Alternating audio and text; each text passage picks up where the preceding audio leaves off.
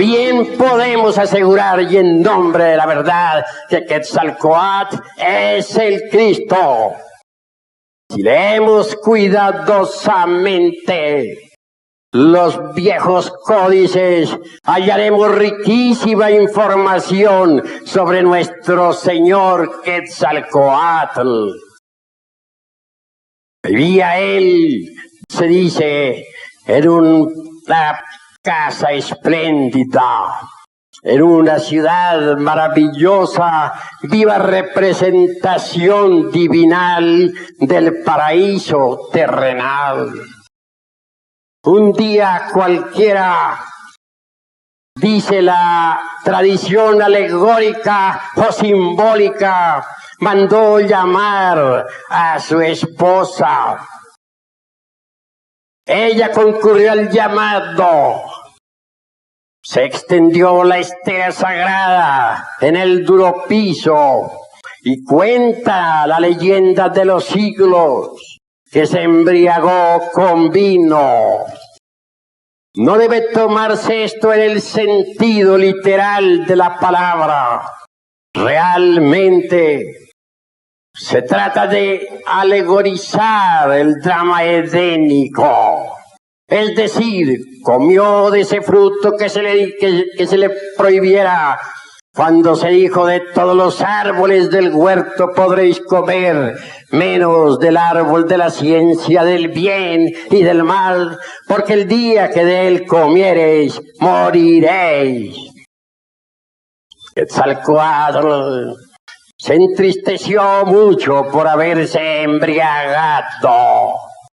Es decir, había comido del árbol de la ciencia del bien y del mal.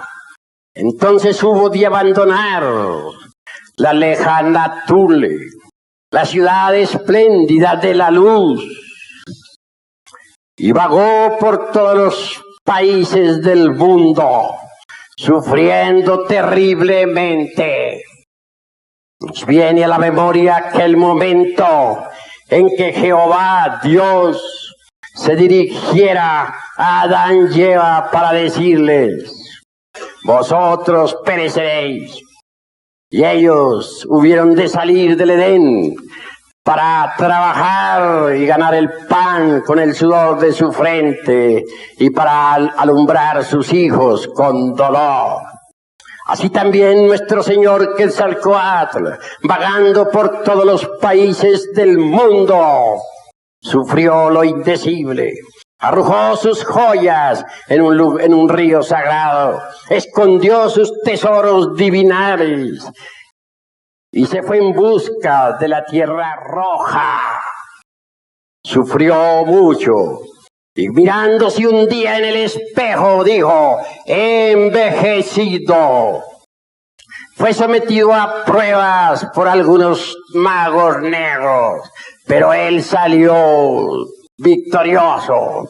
Y al fin, después de haber sufrido mucho, llegó a la tierra roja. Entonces, dice la tradición, pudo morir y resucitar. Bajó a la región de los infiernos, al Mixtlán, para recoger los huesos de sus antepasados. Incuestionablemente, antes que subir, es necesario bajar. A toda exaltación le precede siempre una espantosa y terrible humillación. Quetzalcóatl fue humillado antes de ser exaltado. Arrepentido, resolvió incinerarse, y de entre esas cenizas resucitó para convertirse en el lucero de la mañana. Recordemos nosotros aquella frase del Apocalipsis que dice: al que venciere le daré el lucero de la mañana.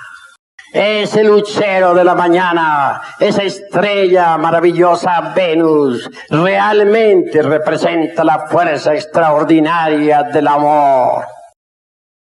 Quetzalcóatl resucitó de entre los muertos, es decir, volvió a cristificarse. Sufrió por haber caído, pero se transformó después de haber sufrido.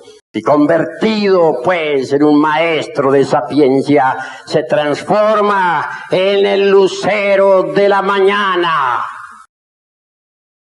Quetzalcóatl es el Cristo cósmico, el Cristo que bulle y palpita en todo lo que es, en todo lo que ha sido y en todo lo que será.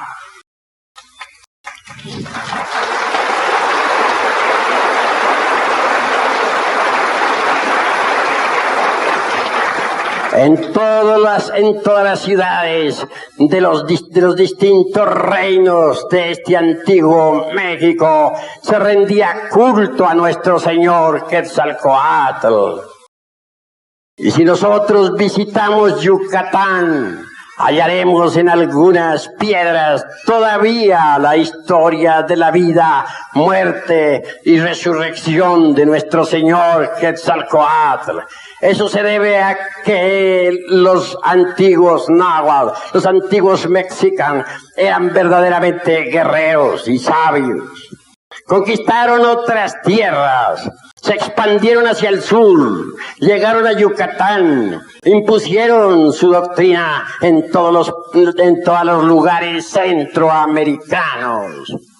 Ni siquiera los mayas pudieron rechazar el grandioso culto al Cristo cósmico, a nuestro Señor Quetzalcóatl. Incuestionablemente, la religión náhuatl, y lo mismo que la maya y la tolteca, están impregnadas de tremenda sabiduría divinal. Quienes supongan, por ejemplo, que los dioses de Anáhuac o los dioses toltecas o zapotecas eran meramente ídolos, se hallan perfectamente equivocados. En nombre de la verdad diremos que los dioses de la antigua Tenochtitlán no fueron jamás ídolos. Los náhuatl no eran tan ignorantes como suponen los extranjeros que vinieron de Europa, como para adorar ídolos. En realidad, de verdad, que en la gran Tenochtitlán y pueblos adyacentes se rindió siempre culto a los ángeles, a los Elohim, a los Prajapatis. Quienes piensen que los dioses de Anáhuac eran simplemente ídolos están totalmente equivocados.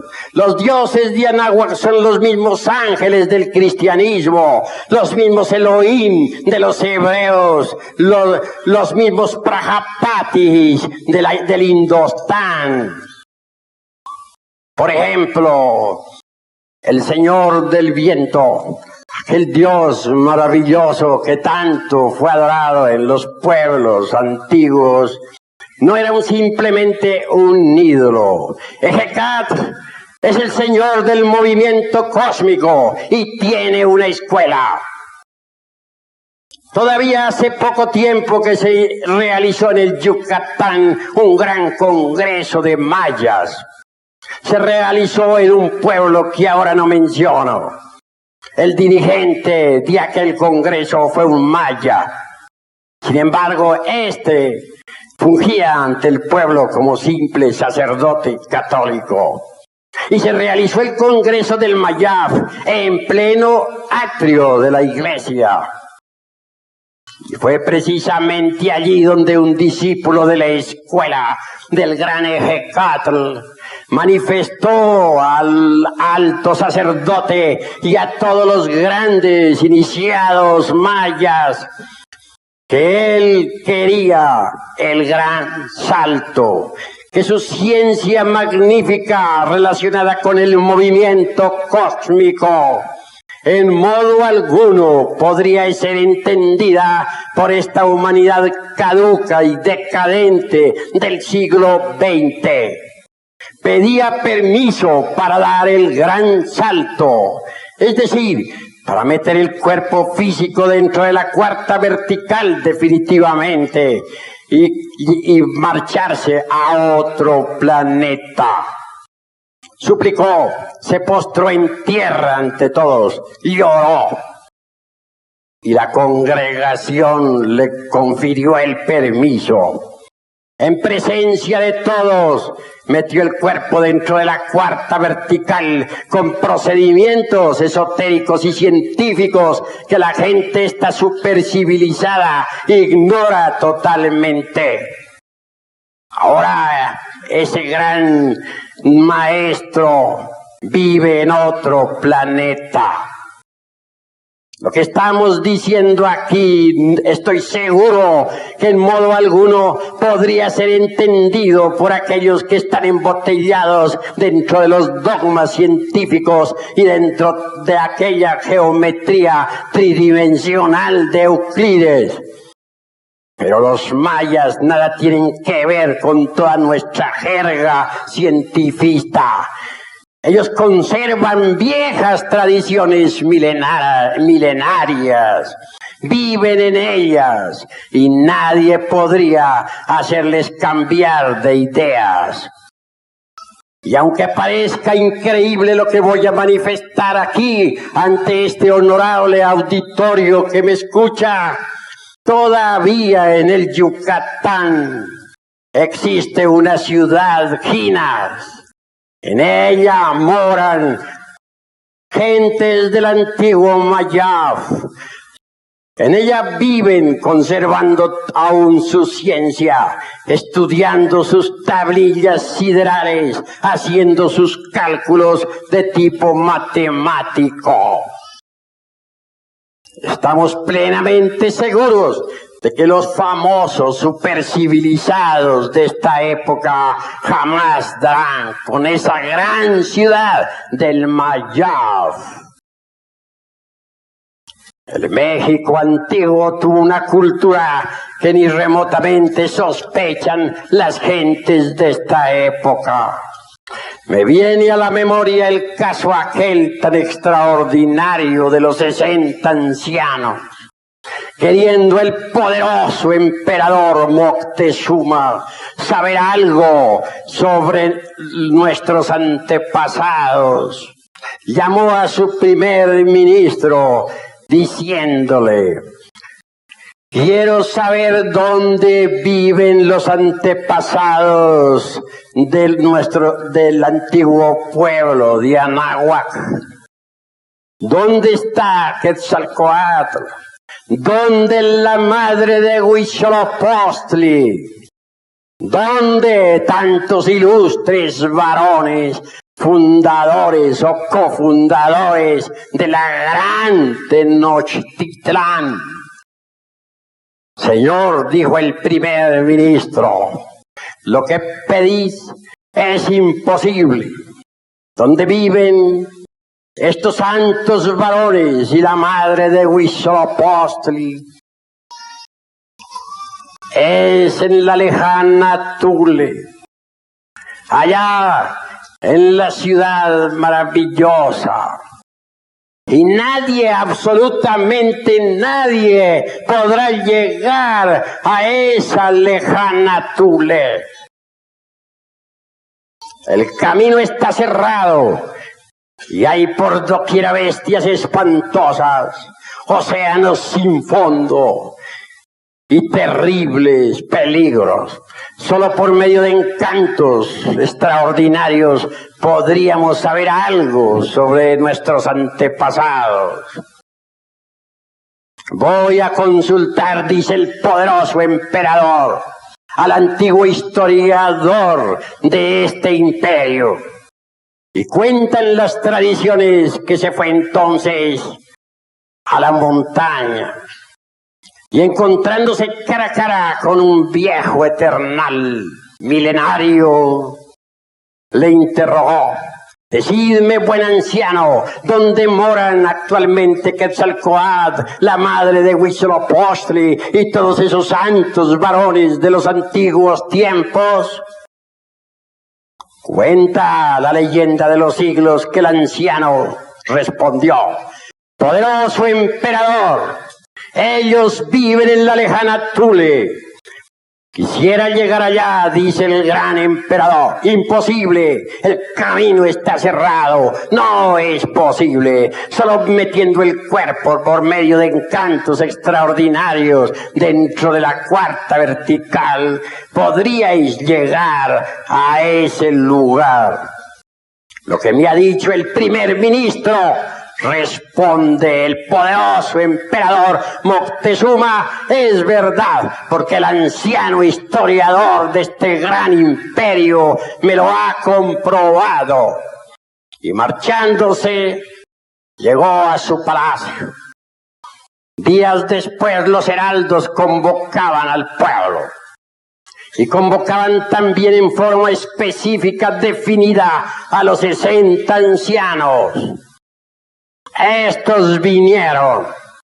El emperador, dirigiéndose a ellos, les dijo: quiero saber dónde viven los dioses de Anáhuac. Quiero saber algo sobre Quetzalcóatl y sobre la madre de Huitzilopochtli y sobre todos esos santos y heroicos varones fundadores de la gran Tenochtitlán.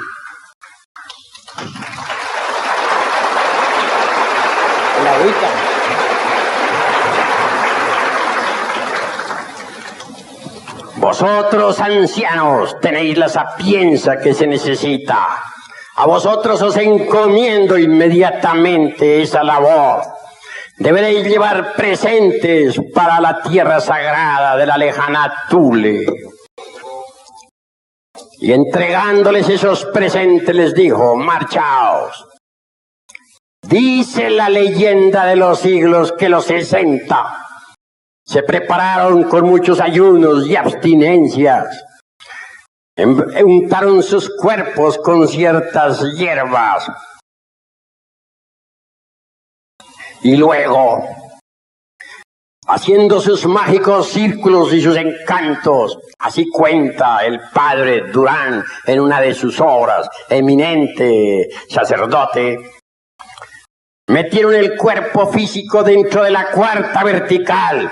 Es tan real esto que ni siquiera el padre Durán se atreve a negarlo. Y viajaron, dícese, por la dimensión desconocida hasta la lejana Thule. Al llegar allí, dice la historia que entonces se pusieron en contacto con un buen anciano. Preguntaron ellos por estos heroicos fundadores, discípulos de los dioses santos. Y se les dijo que ellos vivían allí. Se condujo a los 60 hasta el lugar donde estaba viviendo nuestro señor Quetzalcóatl y todo su séquito de heroicos y nobles varones mexicanos. Entregaron sus presentes a quienes debían entregarlo. No se deja de mencionar el caso de que cuando marchaban hacia las casas de tan legendarios señores, los pies se hundían en la arena y hasta se les dificultaba a estos 60 caminar. ¿Qué os pasa?, preguntó el anciano a los 60. ¿Por qué no podéis andar? ¿Qué es lo que coméis vosotros, mexicanos? ¿Qué es lo que bebéis? Los 60 respondieron: Señor, nosotros bebemos mucho pulque y nos embriagamos. Comemos de toda clase de carnes de caza. Desgraciadamente también fornicamos. Es por eso, ilustres varones, dijo el anciano, que se os dificulta caminar en este lugar. Vuestros presentes ciertamente no son para nosotros necesarios, pues vivimos una vida modesta, dormimos en el duro yermo, no necesitamos de lujo. una anciana salió al encuentro de los 60. Traía la cara tiznada con carbón. Su vestidura estaba toda rasgada y sucia. Era la madre de Huitzilopochtli, la deidad fundadora de la gran Tenochtitlán. Era la divina madre Kundalini, triste porque su hijo había caído por la fornicación. Estoy triste, dijo ella, hasta que mi hijo regrese. Es decir, hasta que el Bodhisattva, hablando en lenguaje sánscrito, se eleve, se regenere, suba otra vez del lodo de la tierra. Si vosotros continuáis así como vais, dijo la madre de Huitzilopochtli, pronto vendrán del otro lado del mar hombres blancos y barbudos que os conquistarán y os destruirán.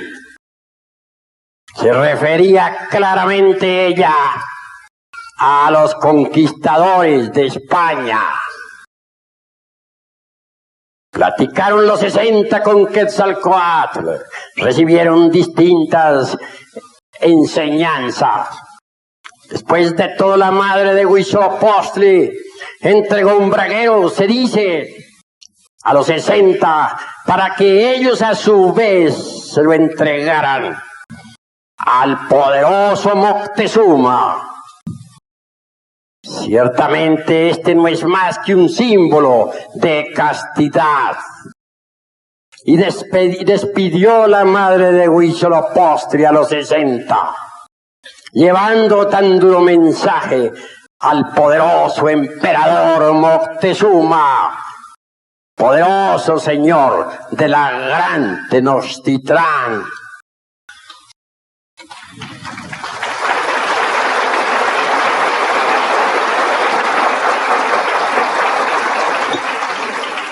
Regresaron los 60 por entre la cuarta vertical, con su cuerpo físico en estado de ginas. Algunos de ellos perecieron durante el trayecto, pero quienes lograron volver a la gran Tenochtitlán entregaron el mensaje al poderoso emperador. Y él y su primer ministro lloraron, llenos de dolor. Hablaron al pueblo, convocaron a las multitudes para que dejaran la embriaguez del pulque y para que entraran por el camino de la regeneración. Mas todo era inútil. Ya la poderosa civilización solar, que otra resplandeciera maravillosa en la gran Tenochtitlán y en Teotihuacán y en ciudades adyacentes, había entrado en el proceso descendente, decadente e involutivo. Las civilizaciones nacen, crecen, llegan a su cenit y después entran por el camino decadente hasta su destrucción. Así también un día, por ejemplo, floreció la poderosa civilización romana, la tierra augusta de los Césares. Y más tarde, la gran Roma heroica, victoriosa, entró por el camino descendente hasta su destrucción general. ¿Y qué diremos de esas poderosas civilizaciones de Babilonia la Grande, de Memphis y del Cairo, de la antigua India, de los rishis sagrados y del poderoso Tíbet? Todas esas civilizaciones entraron también en procesos decadentes y murieron. ¿Por qué tenía que ser una excepción la poderosísima civilización de la gran Tenochtitlán? Obviamente, los ciclos históricos son así. Las civilizaciones nacen, crecen, envejecen y mueren, como las plantas, como los hombres, como los mundos, como todo lo que es, como todo lo que ha sido, como todo lo que será. Pero quienes piensen que la poderosa civilización no existía y que aquí nuestros antepasados adoraban ídolos, están completamente equivocados, porque México en su esplendor bien hubiera podido colonizar a Europa.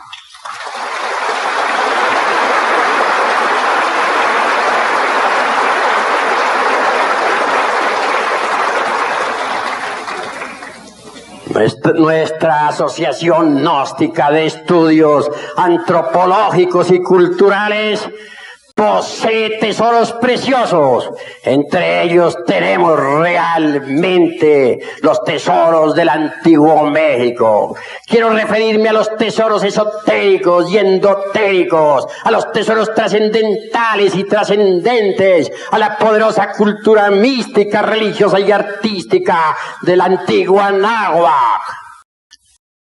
Invitamos a todos los hombres y mujeres de buena voluntad a conocer todos estos tesoros extraordinarios, a estudiar en verdad la doctrina antigua del México milenario.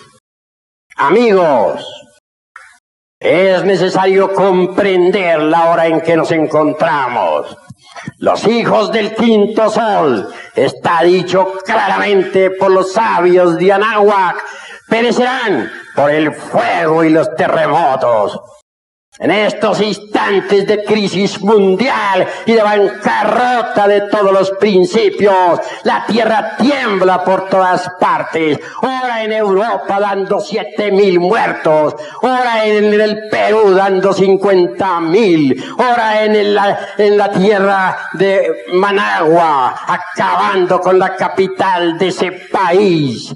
Ora en Venezuela, o en Colombia, o en la China. Y nadie conoce realmente la raíz de todos esos terremotos. Y es que ahora comienza a cumplirse todo lo que dijeron los sabios que cincelaron la piedra del sol, el calendario azteca. Los hijos del quinto sol, es decir, nosotros pereceremos dentro de muy poco tiempo por el fuego y por los terremotos. Paz sin verencias.